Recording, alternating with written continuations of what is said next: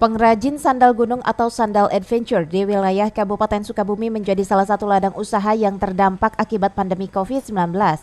Keterpurukan pembuatan sandal gunung yang terletak di Kampung Cijambe, Kecamatan Cikidang, Kabupaten Sukabumi ini terjadi ketika sejumlah tempat wisata alam di wilayah Kabupaten Sukabumi yang menjadi titik tempat penjualan sandal ini ditutup oleh Pemda Kabupaten Sukabumi.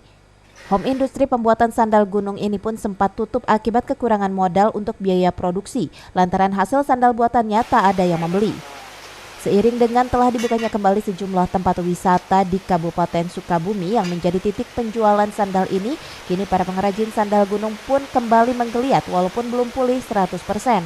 Kalau dilihat saat ini ya, kemarin terutama saat pandemi mulai, emang UKM sangat terdampak sekali, apalagi yang punya produk ya, home industry gitu kan, yang mungkin asalnya pasarnya sekitar 100% turun sekitar 70% lah, turun lah.